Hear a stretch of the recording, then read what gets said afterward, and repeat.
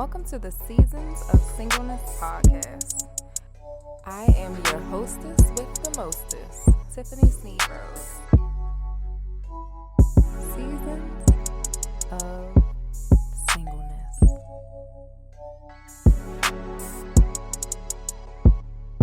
Seasons of Singleness.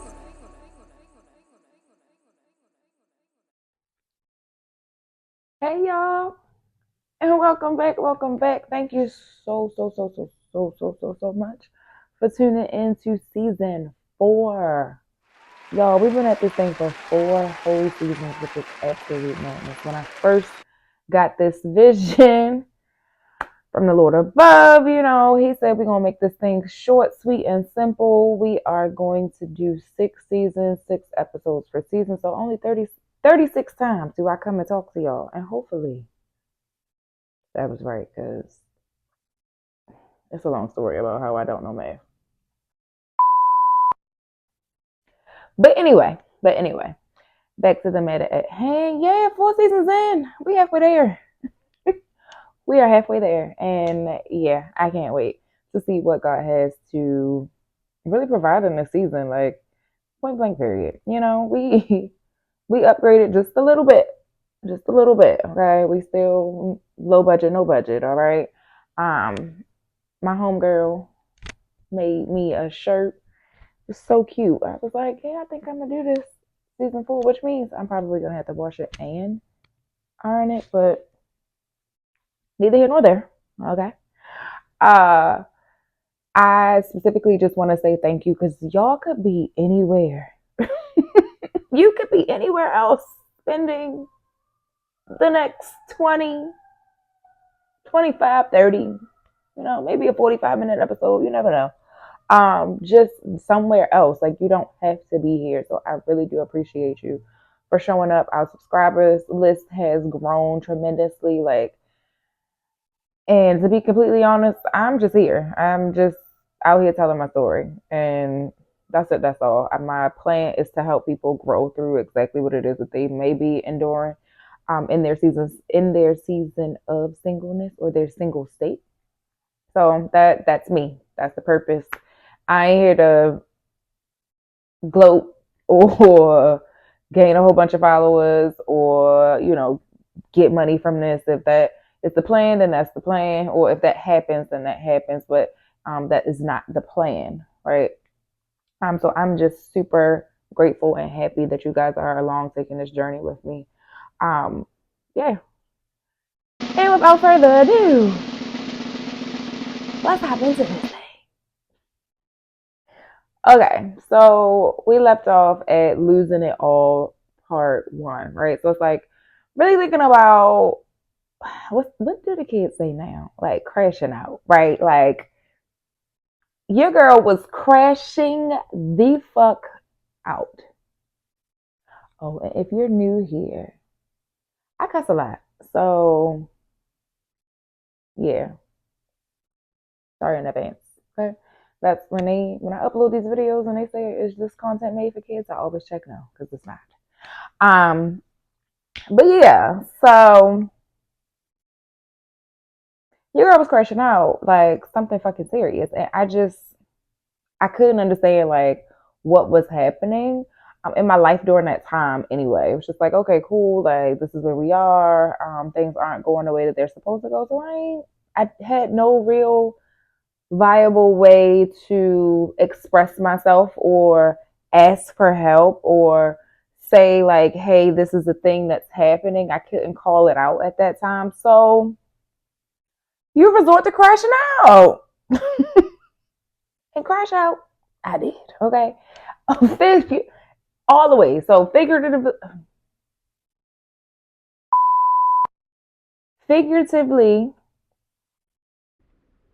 emotionally, physically, like, I crashed out. It was crazy. It was absolute madness.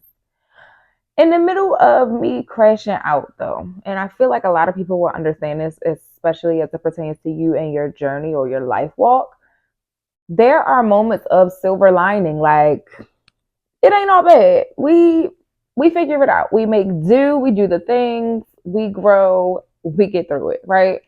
And at this particular moment, it was me getting through the thing, or somewhat, right? This is part two, so obviously some shit happened.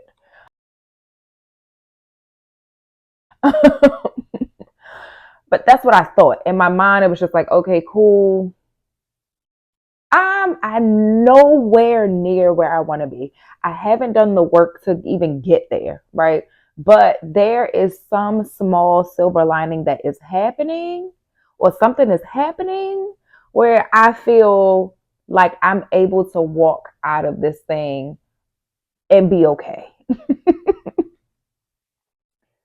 And yeah, sadly to say, it came in the form of a man. And don't get me wrong, I am not one of those people that are just like, like, yes, this is a recant of my single state and things that happened in my years of single, my lessons learned in my years of singleness. I am not one of those people that are just like, I don't need a man, right? Like, I don't need a man. No. No. I, I need a man, okay? I fuck what you heard. Fuck what you heard. And it is bigger than taking out the trash and killing these spiders when I see them. No, it's more than that. It is definitely, I desire true companionship. I desire, if you know me specifically, right? I am a hopeless romantic. While yes, I present myself as this hard being sometimes, and you got to after you've been stepped on so fucking much. I'm tired. I'm tired, boss. I'm tired. So yeah, like you just gotta sometimes like as a just as protection, right? I often think about bananas. I took a food chemistry class on my walk back on my journey back to school, and that was one of the first classes or courses that I had to take. And we learned about food. And I used to, so I'm a person as well, like my ADHD, I think I have AU ADHD, HD. I done fucked it up. That's a part of the diagnosis. But anyway, there are certain things that I just can't eat. Like there are certain people who have these quirks about holes or whatever. Me, if the fruit look too deformed, I think it's possessed. Like I can't fucking eat it. It really be fucking me up. So like I enjoy a banana every now and again like a normal person. But if it's like too brown or whatever, I'd be like, fuck that shit. I don't want it. But all of that to say, I learned in my class that bananas protect themselves that way. So once they are separated from the bunch, like this is who I grew with. You know what I'm saying? Like we've been here. It's my road dog, and you separate me from my friends or my family in this case. You know, it might be like brothers and sisters, but you separate us from that, like from what I've known for so long, and then now I have to kind of protect myself. So that when you break off the bananas or when you open the bananas or whatever, once they start to change colors, it's them releasing the very chemical that helps protect them. And I say that to say that a lot of folks in their seasons of singleness, right? When you're in a space, especially if you came out of a space that probably didn't serve you, that probably didn't support your best good or your highest potential, and it probably fucked you over, like to be completely honest. So I've been in those spaces. So it's just like, all right, cool. I know what this looks like. And while no, I don't want to enter into a space holding someone brand new, totally accountable to what someone in my past has done, while I'm actively trying not to do that, there becomes a time or a level where you have to like walk into situations and you just like, nah, I can't set myself up like this anymore. Like I know what the fuck that feels like. I don't want to set myself up like that no more. So let me set myself up for greatness. Present some boundaries. Sometimes, you may come across a little hard, sis. I know, because it's me, okay? Or bro, a little hard to infiltrate. And yeah, I get it. It is a part of your release of nah, I don't want to do X, Y, and Z, but I know I don't want to be here. Like, I don't want to be single for the rest of my life. So I know I'm going to have to get out here and get to know people and move with intentionality and date with intentionality. Dating. But yeah, like those things are gonna have to happen. But how do I do so in a space that I am safe and comfortable in? Like, how am I serving myself in that way? So sometimes that means that you build up the fucking exterior, and that happens. Okay, I get it. Don't know where the fuck that came from, but and I don't know how to tie it back in. Bear with me.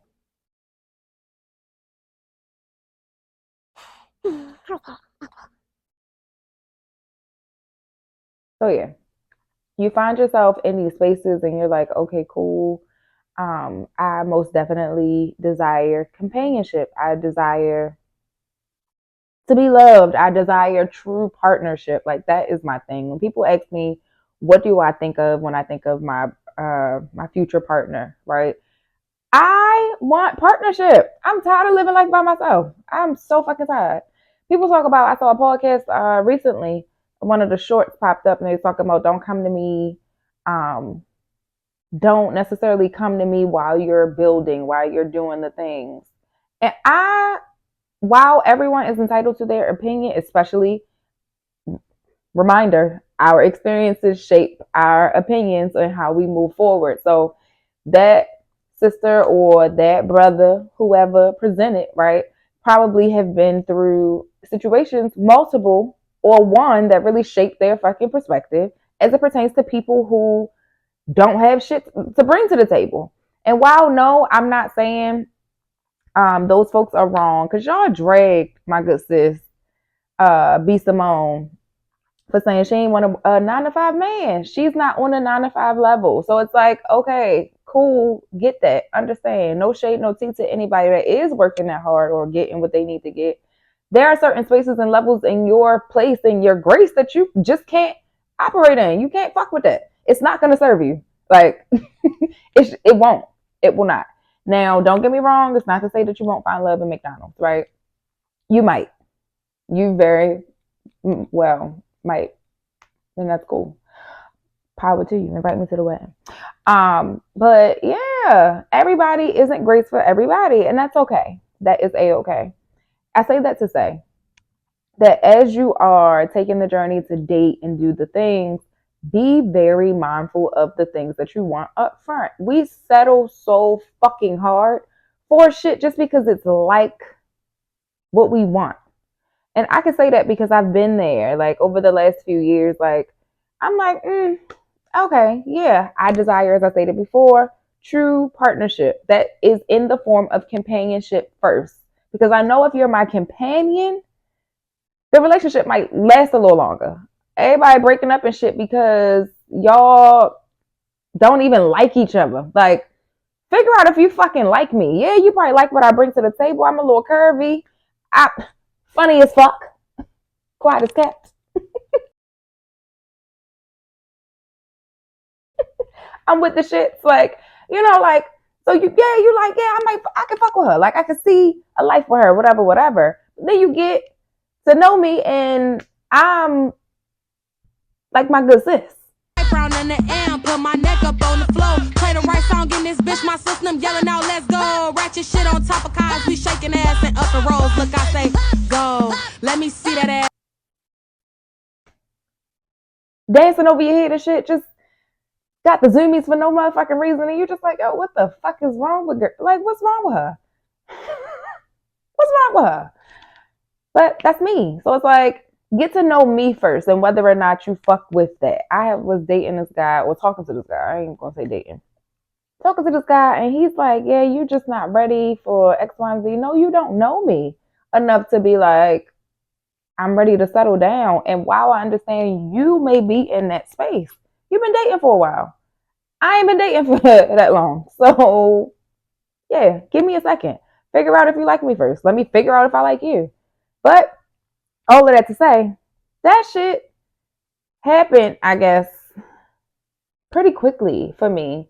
In recanting the story, when I was dating this guy, It was a long distance relationship, y'all. It was my first little boo. We started talking uh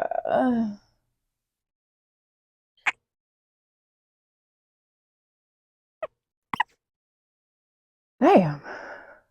I don't remember when we started talking. I remember specifically like this man wanting to talk to me for a very long time, like, and I used to see him damn near every summer. So I worked this job. We kind of recanted. Somebody told me recant was not the word. We, if you can recall previous episodes where I discussed this was my job at this time, especially during this timeline, I worked in youth development, and each year we would go to Tennessee for this big training. Absolutely love the training. For anyone that is in education or thinking about going into the education field, I cannot talk. I would like highly recommend utilizing the specifics around this training. The tools and techniques are something that I keep with me till this day, especially as it pertains to facilitation. And even if it's not school or lesson planning and all that stuff, when I say it helps with my project management and my capacity building skills for others, I've taken these techniques with me to this day. Anyway, back to the story. The little boo or whatever, he was trying to holler for a very long time. Mind you, I've been in a relationship for some time too. So the entire time that I would go and attend this training, I was with my man, but not, he back home. Whatever. And me, I'm real loyal to a fault. Like, I ain't looking nobody away. I ain't talking to nobody. My needs are met. The fuck do I need to talk to you for? Which may also be my problem, but we'll get into that somewhere down the line. But yeah, so yeah, it wasn't giving him no play, no nothing. Like, it wasn't nothing like that. But as you know, I don't know if men do this, so I can't speak to that. But I know a lot of women, right? I'm not going to say it's a generalized woman thing, but a lot of women, right, will have people that want to talk to them. And I'm not saying it like, oh, I'm a beautiful girl, I'm lit, my body tea, whatever. And while those things may be true,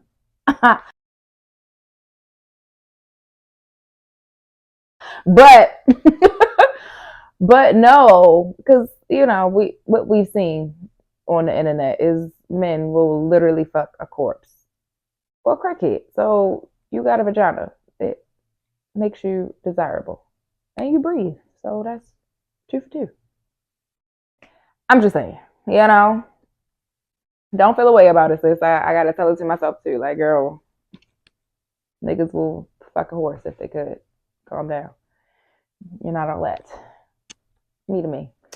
Anyway, yeah, so it's like, cool, if you act up ever, know that there are a lot of motherfuckers I could go to and be like, hey, you still trying to see what's up? Because, bitch, you got me fucked up. But yeah, especially, nope, because we're healed. We're over it.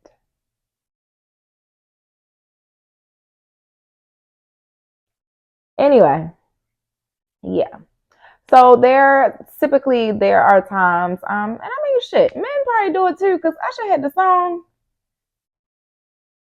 Anyway, yeah. So there are just people it ain't even a roster, but like in your lineup for real. Like, if I ever need to call my backup plan, like, cool, what's up? So he just so happened, his persistence, right, just so happened to catch up with him, and it caught him right in the moment. At this time, I'm living in the basement, whatever. I'm doing my thing, like, cool. I am also coming out of, all right, I'm sick of fucking with Baltimore niggas. I am tired. I'm tired. I done seen every fucking ping. I'm done. From the church boy to the drug dealer. Finished. Frat niggas was a thing for me. Like, I think I just like niggas in power or position. So just like, yeah. Let's do the damn thing. But fuck y'all. I'm tired. Okay? I'm tired. And by this point, I'm done. I just want a regular, schmegular little man like me who's willing to build and do some things. And we can do that together. It just so happened to come in the form, or I thought, it just so happened to come in the form or by way of fucking Chicago. Y'all, I flew to Chicago for some dick. On my own dime. Twice. Fucking twice. Okay, I need y'all to know how fucking stupid I was. Dumb. Stupid. Woo! Okay, but we thank God for growth. Thank you, Lord. Is that really necessary? Girl, you better quit interrupting my prayers before God direct me to whoop your ass. Thank you. Okay. But yeah. Anyways. Flew out to the Chi, met this man. We exchanged I love yous on Halloween. I remember that shit. I was lit as a motherfucker. Going back to that conversation, how with my homegirls that be getting lit and shit. Lit as a motherfucker. Exchanged I love yous. We talking some good shit. He understands my situation because he also had the same situation. It felt really fucking great. And it was just like, yo, you allow me to be me. I allow you to be you. Like, and I love a corny nigga. And he was so fucking corny. I didn't like his corny though. And that should have been a sign for me. But, when other things are checked off of the box, you tend to just go with it. And I don't like to be that rigid ass person, even though I am. I don't like to be. So it's like, maybe I'm tripping. And maybe I should try it out. But no, I didn't listen. I ain't listen. Holy Spirit was talking and I didn't listen. Y'all, so each and every time, mind you, told you, crashing out. So he knows about my crash outs. Like we have conversations about them, whatever. He's talking to me like through the shit, like just really trying to help me get my shit together, right? So it's like, okay, cool. You're also helping me. We're having conversations. We're talking about the things, like shit is happening, blah, blah, blah. Everything was cool, copacetic. I get there. Had an amazing time. Like I went around Christmas time. So it's like after Christmas. It's like during Christmas break-ish. It was right before Christmas actually. Y'all, I had a great time. Had a great weekend. It was so lovely. We get there.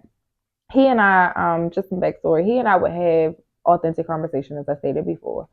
So we're just having conversation. But this man was like, I don't know. What's the word? He was kind of nasty. Like we would talk about shit on the phone. And I guess that's what kept it very, very interesting. No lie told. Like when I got there, we had sex for damn near like an hour. Like we just kept fucking going. It was crazy. It was absolutely madness. Do I miss it? Fuck no, because who fucks that long? But thinking about it, you got to. I don't fucking live here. Had all this nasty conversation for fucking months. Here I am, nigga. What's up? Was it. So it's just like, yeah, we did the do. So by the end of the like trip, I'm like, I don't want to leave. I done pushed my flight back a few times. We at the bar, we having a good time, we drinking, blah, blah, blah. He started having conversations about like other women that he's been with. Mind you, we knew each other from this conference. So the people that he's referring to, I have some recollection of. Like, I know these motherfuckers. So he talking, blah, blah, blah. I go to like straddle him at the bar, like to sit on his lap type shit. Not to fuck at the bar. Like, we in public. That's fucking crazy. But it was just like to sit on his lap. Whatever. I start some shit so we can get back to the hotel. That motherfucker pushed me off of him. And once I say I saw fucking red, I saw red. Like, I saw red. I try to fight this man in the middle of the fucking mall. And baby, if you thought I was a little chunky now, I was a little, this is before I actually started working out. I tried to spin kick this nigga. I don't know how I got my fat ass leg up off the fucking ground to kick him in the middle of his motherfucking chest, but that happened because bitch, don't play with me. Like that was me in my mind. Like, don't talk to me about all this shit, and then when you around me, like nothing happens. But mind you, it did. So it's like, you're crazy. You're crazy. And that's okay. So I had to go home. I had to cuss him out. He called my homegirls. I cussed them out. Like, y'all on his side. Fuck y'all too. Like, it was a lot going on. I'm surprised I made it to my flight because I was that fucking lit. Get back home. We had a conversation. I'm just like, my bad. I told you this is what the fuck is going on. These are my crash outs. You got to see it firsthand.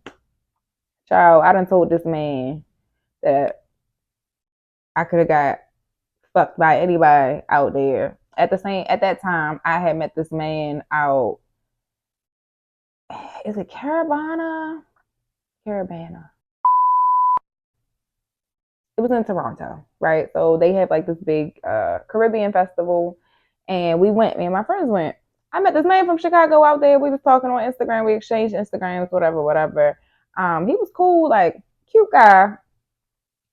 Options. Keep one tucked. Okay.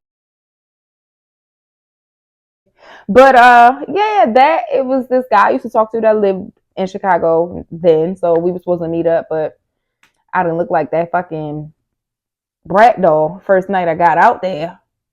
Talking about I want to meet up. I was like, yeah, no, I can't meet up. I'm gonna stay. Gonna stay right here in this bed, nice and cozy.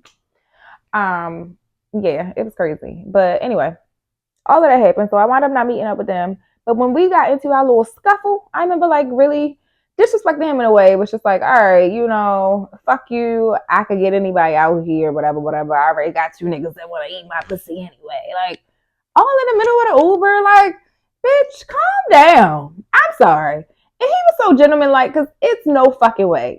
I would have pulled me the fuck over. Bitch, find your own way. Call them niggas. Call them. Get the fuck out. Me. That's why God made me a woman and not a man, because I wouldn't be able to. But yeah, after we got home, I just reminded him, like, hey, these are the crash outs, whatever. I do totally understand. Like, I took responsibility and accountability for my actions. I understand if that is something that you don't want to deal with. Get it. Cool. We had a conversation. He's like, we should probably like slow things down a little bit. I just didn't like how shit happened, whatever. Okay, cool. Somewhere down the line, we decided to still meet up, still talk, whatever. He just wanted to take things a little slowly. And I went back out there Valentine's Day weekend. Another extended weekend. We off from youth development work, so it just made sense, whatever. Again, paid for my fucking flight to get out there. Neither here nor there. He really enjoyed whiskey, so there is a distillery here in Baltimore, and I went to go get him this whiskey. I did the whiskey tasting, took my coworker with me, so we like picking out stuff, whatever. I get to fucking Chicago. Do you know this nigga got me popcorn?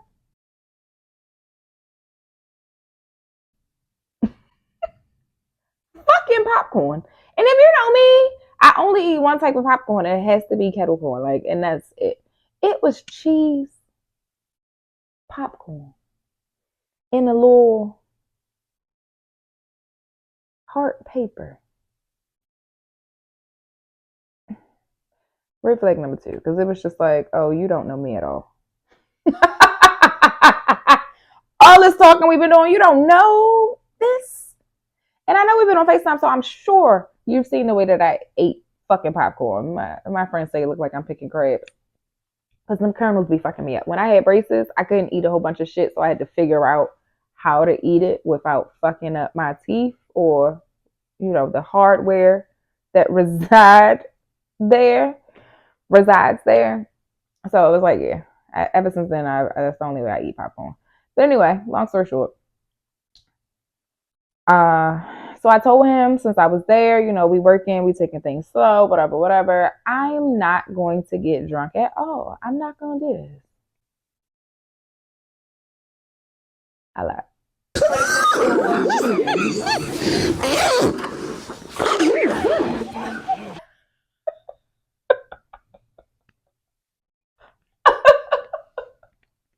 I lied hard. Did not mean to. Got super cute. We went to brunch. He told me the place that he took me was his ex-girlfriend's best friend's. Like, that's where her best friend worked. So I'm already just like, not necessarily on go, but it was just like, I'm on guard, like immediately. Cause it's like, I don't know what the fuck to expect.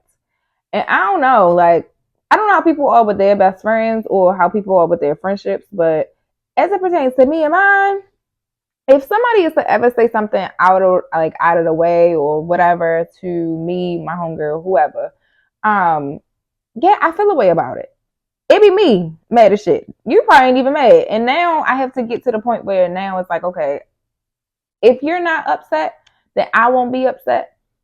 But if you upset clearly, then yeah, I'm upset. And when I see her, I'm gonna ask about herself. Like, you know what I'm saying? Like, or him, or whatever. Like, that's just me. The Lord is working on me, y'all. I promise. But anyway, so yeah, I'm already on guard, on go as it pertains to this situation as I'm walking into this thing. I walk into this place, cute as hell. I might add, I had my little coat, my little bodysuit, my jeans, little high waist action with some thigh high boots. Like, it was giving brunch. But these was new boots, little heels and shit. So I only had one plate. The place that we went to, I forget the name specifically, but it was like an all you can eat brunch, all you can drink. And they gave us full-size bottles of champagne. The juice was about, ain't nothing in this fucking cup. I'm cracking up.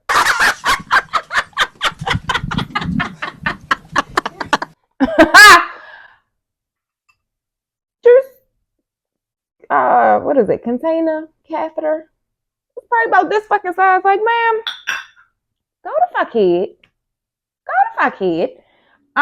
But yeah, barely had any juice, so I was lit. And then we took a shot of something, and at that point, I threw up at the bar. I was dancing with people, baby. And if I'm lit to the point where I'm dancing with motherfuckers, get her out of here. It's time to go because let's wrap this up. She gotta go home because we don't know what's about to happen next. But yeah, so got real tore up, threw up at the bar. I wound up throwing up in the cup that I was drinking out of. Brother, We went to he got the Uber so we could leave. Went back to the house. I threw up in the Uber. Apparently, it was a lot going on. But again, I didn't have much on my stomach. I had that one plate because my feet slide the shit over the place, and it's just like, I don't want to fall. I would rather not embarrass myself, but I did anyway. So that happened. So we get back to his place. I'm still cussing and fucking fussing. I'm all in the tub dying. Oh my gosh. And no shade, no tea to anybody, but the tub was just very unideal for me. Just a lot of stuff. And I can't be in certain, again, going back to my underlying condition. There are certain things that just don't, it freaks me the fuck out. So if you have like a dirty tub or bathroom or something like that, I cannot fuck with it. So I wake up, come to, I'm in the tub, and I see all of this shit. And it's freaking me the fuck out. Apparently I put myself in the tub, so I can't even be mad at him. But yeah, that happened. After that, I was there for the weekend, so we had a few activities and stuff like that. I told myself that I would not drink, like, just to spare you the stuff, especially after we had a conversation. So I'm just like, yeah, my bad. I'm going to clean up my act. I stopped drinking for that weekend. Once I stopped drinking, I got to see all of the things. He was drinking. We went out with his family. I saw the way that he interacted with his family, and it just really threw me off. He got into an argument with his cousins. Mind you, I don't know nobody fucking here. I'm here with you. Get it. Totally understand.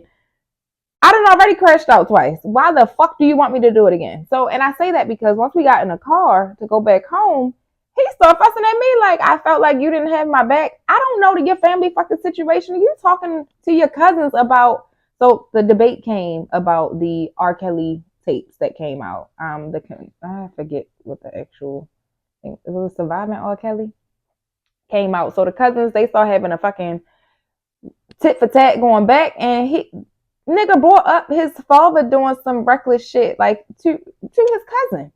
What do you want me to say? I don't know your fucking family. I don't know whether that man did that or not. What you want me to say? Whoa, not too much on my man, or you the one that started the argument. You literally brought up this man's father history. What the fuck am I supposed to say to that? So I'm just like, that's crazy that you thought I didn't have your back. You shouldn't have said shit. If we're being honest, like if you wanted me to say something, typically I'm not the type of person to tell you that you're wrong in public, but that I was going to say, but I shut my fat ass up because I have no fucking dog in this fight. So it was what the fuck it was. But you wanted me to say something to you or your family members? I'm not backing you up when you fucking wrong. Then we both getting jumped in this bitch. And now I gotta go back home with a black fucking eye because you don't know how to shut the fuck up. Neither here nor there, right? I just remember going back and I was like, yeah, no, I don't want to do this. I don't want to do this. And I remember like having that whole thought when I got back to the house as I'm going back to the airport and everything else. I was just like, yeah, no, I don't want to do this. Like, not both of us, both of us crashing out. Like, especially going into it, I thought that you would be the person that calmed me, that walked me through the things and did whatever. And again, going back to my idea of relationships and what that means, especially bringing together two entities, like what does this look like? I need for my man to be someone that I can follow. You out here doing reckless ass shit. We both can't be out here doing reckless ass shit. So I told myself, nah, right? I was like, yeah, no, we already discussed, us taking it slow anyway or cutting things off, whatever. I was just out there just for the fuck of it. Not necessarily for the fuck of it, but we discussed it. But yeah, it was like, okay, cool. I'm here. And then I wasn't. Once I got back home, I was like, yeah, I don't want to do this. We decided to mutually cut it off. And then at that point, I had gotten off birth control, doing the things, whatever. I've never been pregnant, so I don't know what the fuck pregnancy feels like. But because I know my body, I knew that I was pregnant. Just a few weeks later, my period didn't come. I'm pretty regular, so I know the signs and the symptoms of when it is coming. And none of that didn't happen, or it did happen, but it just didn't happen the way that I needed it to. So it was very different, right? So it's like, I don't know. So when I listen to those stories about how people say that they didn't know that they were pregnant, I'm like, it's not that I call bullshit, because I feel like you could, but at the same time, it's like, if you know your body, you just know something is different. And I know for a fact that I am graced to be a mom at some point, and however it comes, it will come, whether it's a fur baby, an adopted baby, if I gotta be a stepmom, or if I birth one myself, I'm graced to do that. I know that. So when I noticed the shift, it was like, okay, cool, this thing is happening for me. And I remember like being younger and I just really wanted children. I wanted this to be a thing, all of the great things. And it just, it didn't happen the way that I needed it to. So when it happened, when I found out I was pregnant, took the test, I was like, oh shit, it's my time to shine. Literally, this is what I'm thinking. it's my time to shine. It's cool, whatever. I'm so happy about this. And I remember having a conversation with him. Now, mind you, this man, I told you we done exchanged I love yous and all this other shit. We done planned our lives. It was a lot going on in a short few months. Like, it was a lot of love bombing, if y'all want to associate it to something. A lot of that shit. So, yeah. Once I told him that I was pregnant, he's like, oh, his exact words, I nutted on you, not in you. And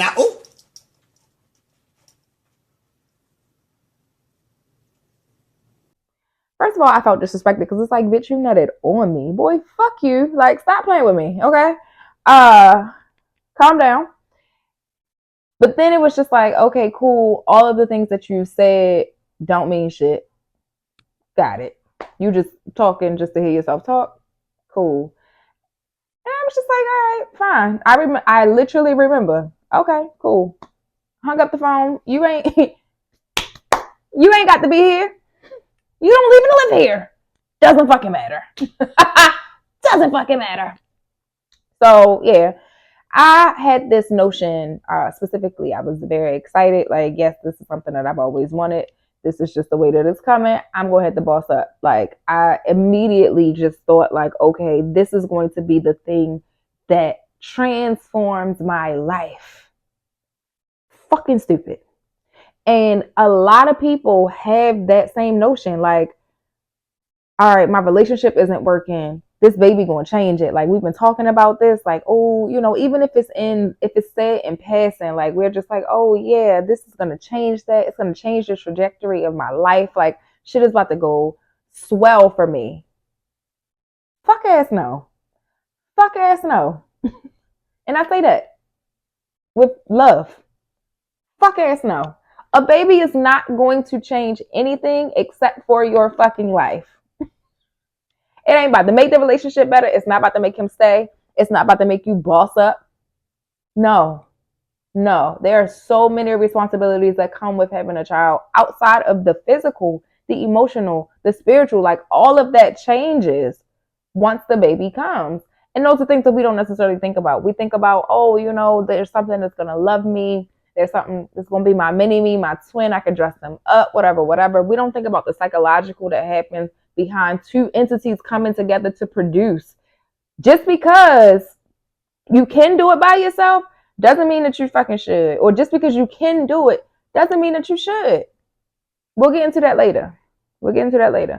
But yeah, it was me. We had conversations. After I hung up the phone, I just remember hanging up the phone. I was like, fuck it, I'm gonna have to do it by myself. Cool.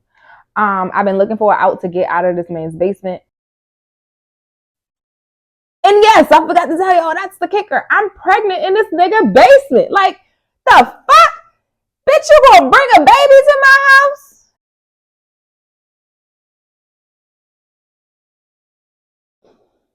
I'd be surprised that I'm not dead. I really do be surprised that I'm not dead. And I remember my homeboy just telling me, like, yo, I'm scared for you, friend.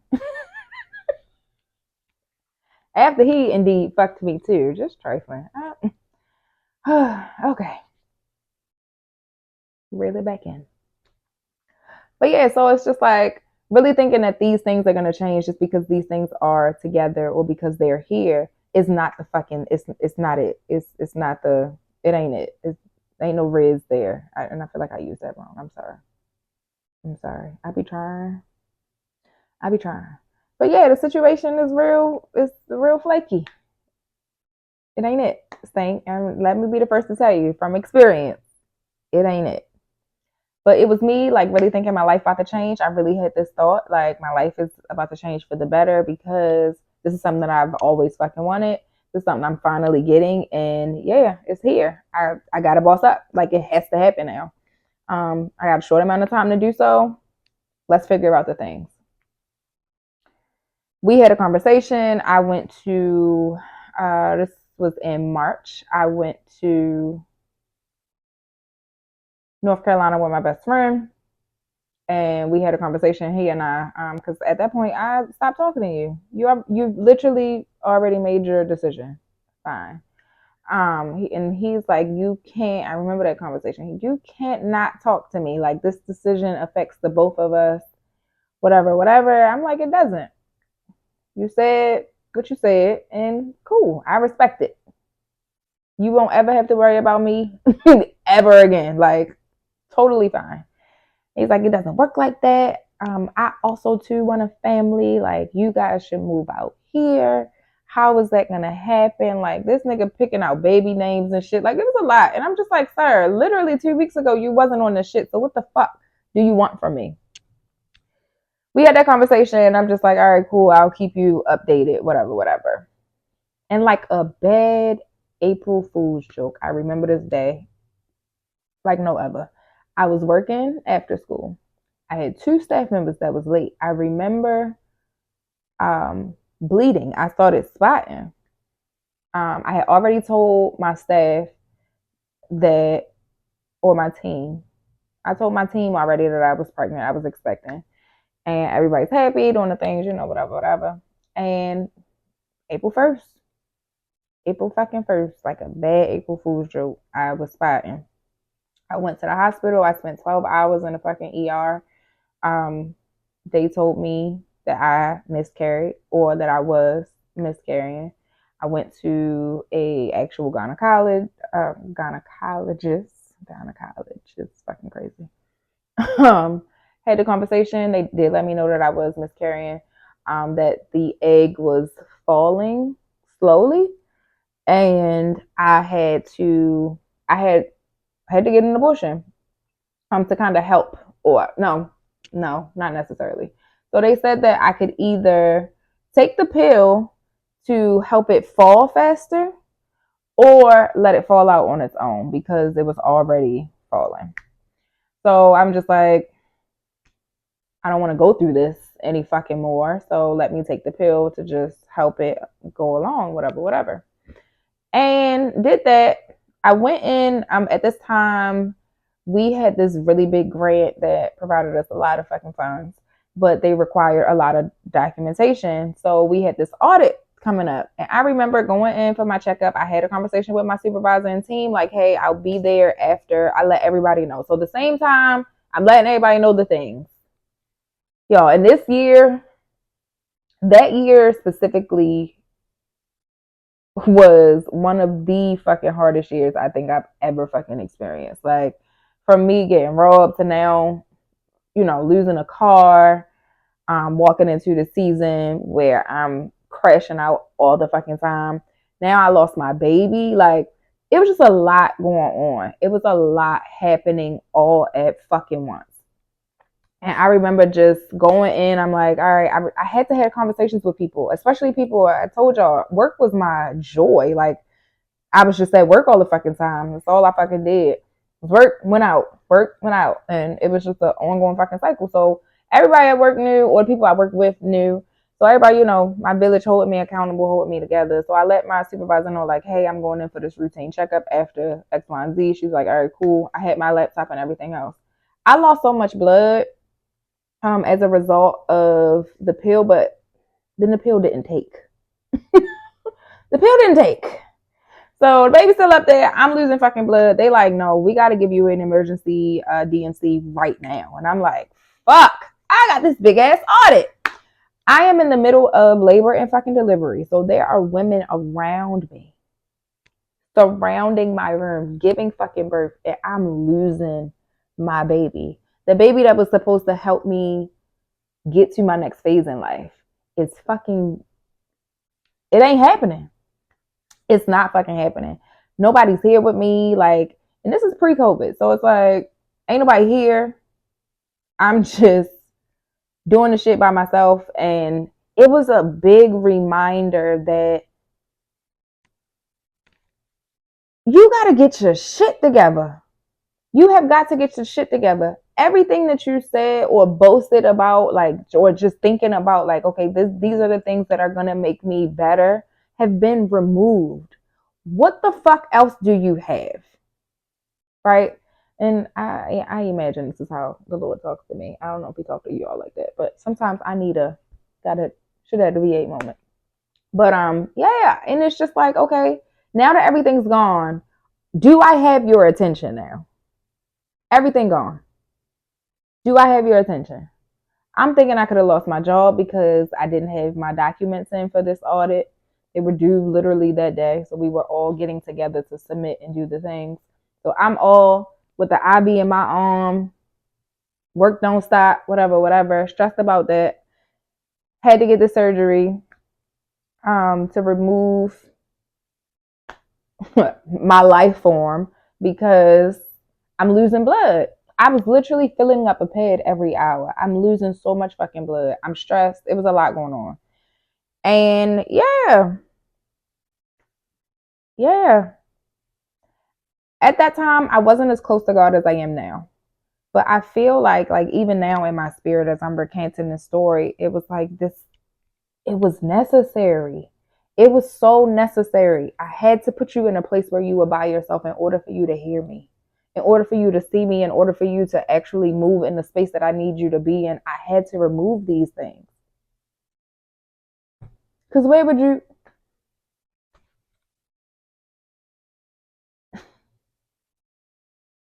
you be?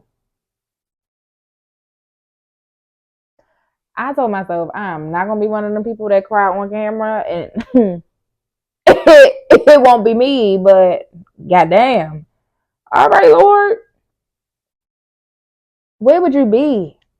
Where would you be if I would have allowed you to stay in your disobedience? Where would you be? Not here. Not the not here. And while yes, recanting, and recanting is not the word. While recalling these moments, while yes, it is the pain or the thought of the pain can come back, and you're when reliving those moments, you feel that you're back there. While everything was being stripped of me, my identity, my purpose, me thinking about the things that I wanted to do, my desires are being stripped away from me. Everything was purpose. Me crashing out, purposed. And while no, it didn't feel like it, I felt very isolated. I felt very unseen. I felt very fucking unworthy. I felt very ugly. Oh my God. Purpose.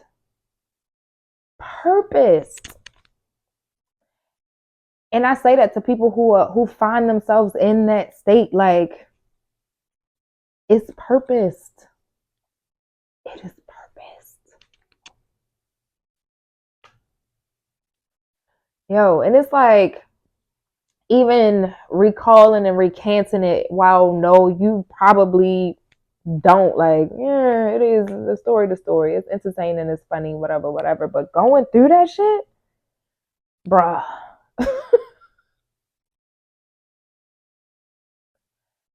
2019 was arguably one of the worst fucking years I have ever experienced. One of the worst fucking years I've ever experienced. But also the best. Literally. Also one of the best. Q1, Q2, trying to take me the fuck out of there though. Ooh, even Q3. Shit. Tried to take me out of there. But I appreciate being graced for it.